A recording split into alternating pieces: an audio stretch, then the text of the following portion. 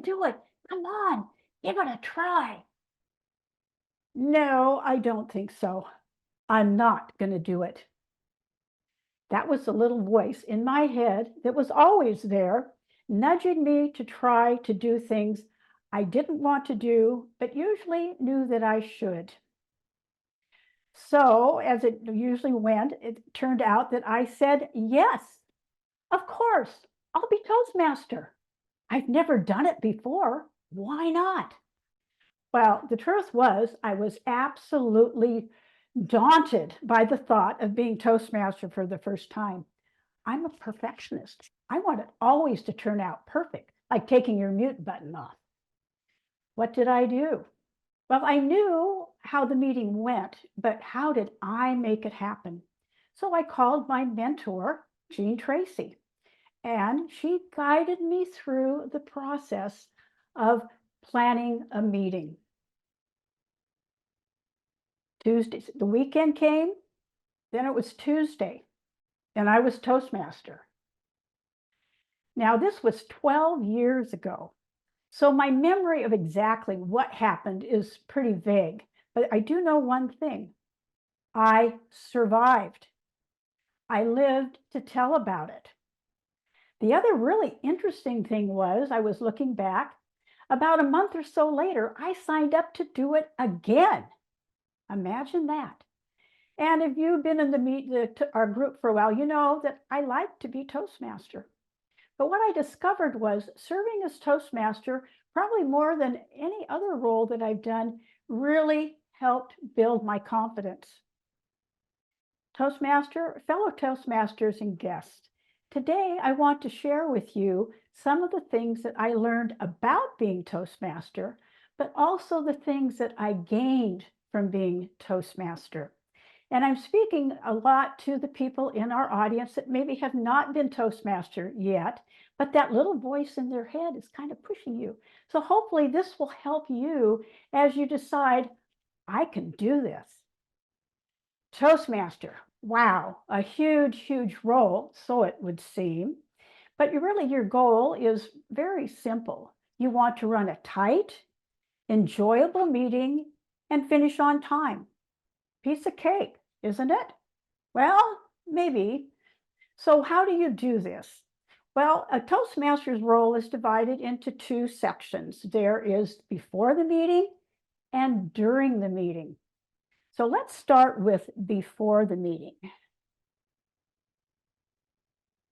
You have your theme. Now, the purpose of the theme is to give the meeting focus. It gives the table topics master, it gives the meeting focus, so you have something to speak about. And it gives you, oh boy, and the focus falls into place for the table topics master and the grammarian. It gives them a focus to pick out their word and their questions.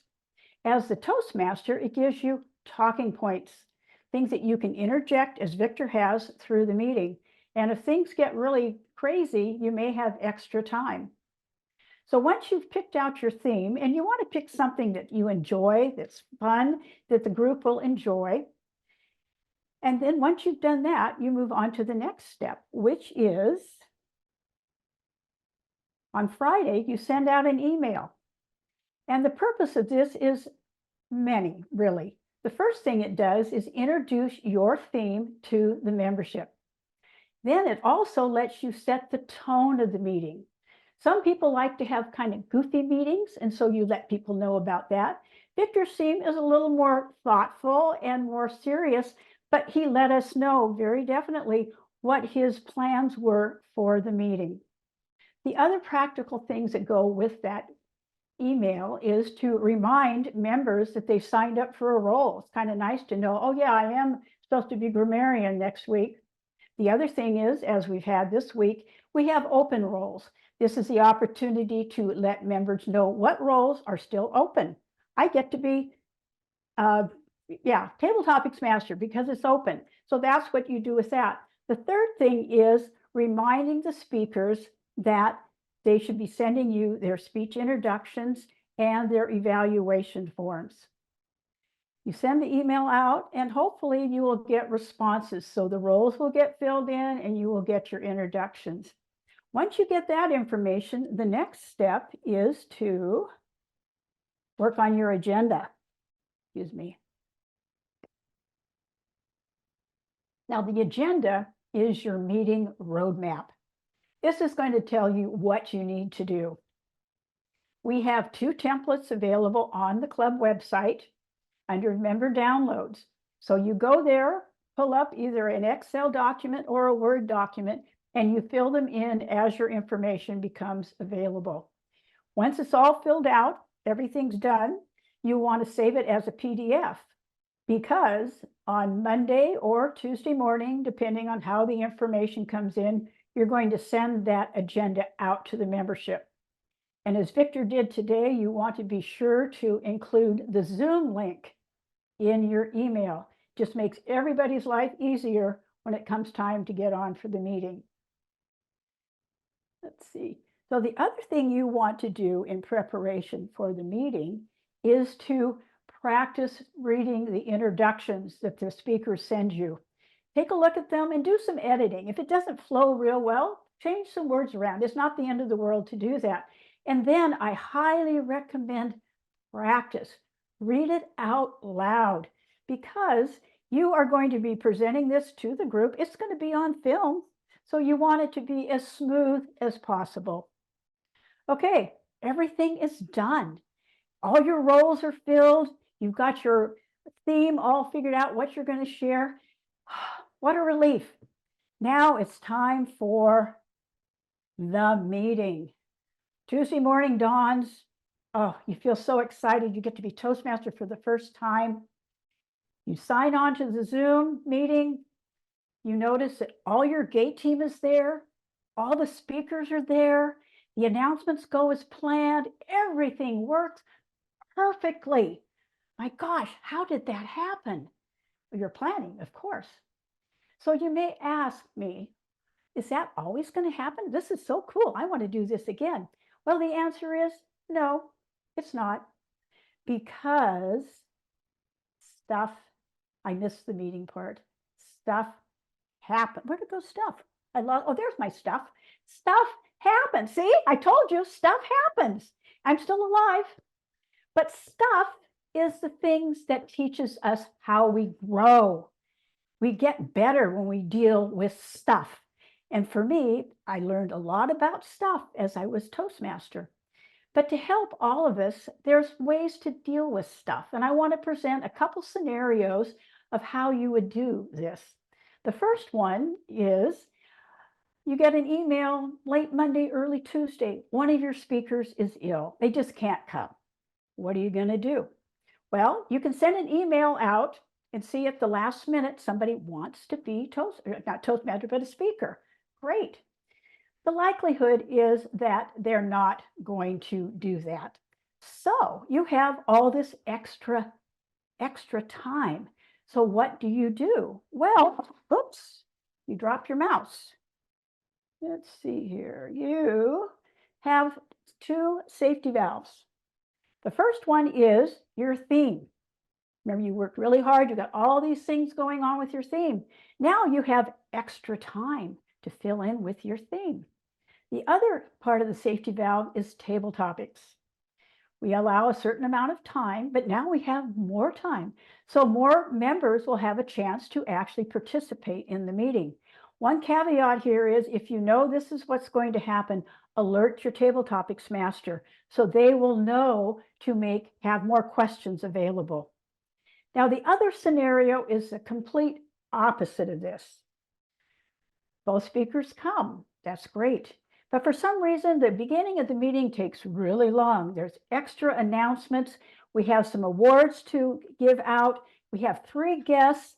And before you know it, instead of 5 to 7 extra minutes, you have maybe 5 minutes that you don't have anymore. What do? Well, your safety valve still works. It just changes it. I like to say, do not get married to your theme, because in this case, you're going to have to divorce your theme.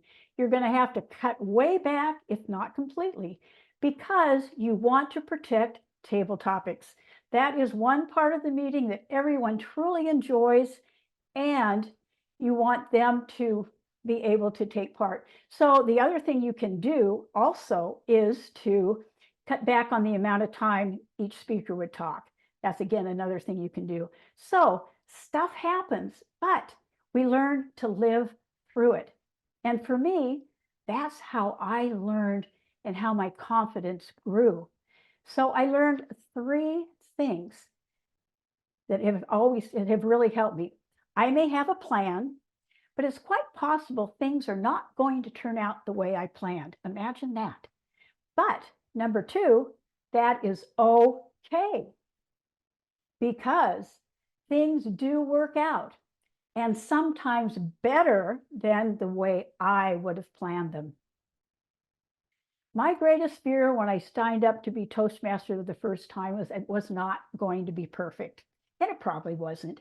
But fortunately, I listened to that little voice that kept talking to me, and I did it. And the outcome was my confidence grew and grew the more I did it. But the even better part, it spread into other parts of my life. I belonged to a boating club, and I ended up becoming an officer, a lower officer. But in a couple of years, I was president. It was something I never dreamt I would ever do. So I learned another lesson, and this one's maybe even more important. I learned that when I allow myself to be imperfect, I grow in ways I never thought possible, and that is the perfect outcome. Now, I have a challenge before I turn this back to Victor for our members that have never been Toastmaster before. We have 2 openings for Toastmaster in the month of April. My challenge is, if you've never been Toastmaster, the first one to sign up to be Toastmaster in one of those 2 meetings, I will give you a prize to be determined. Mr. Toastmaster.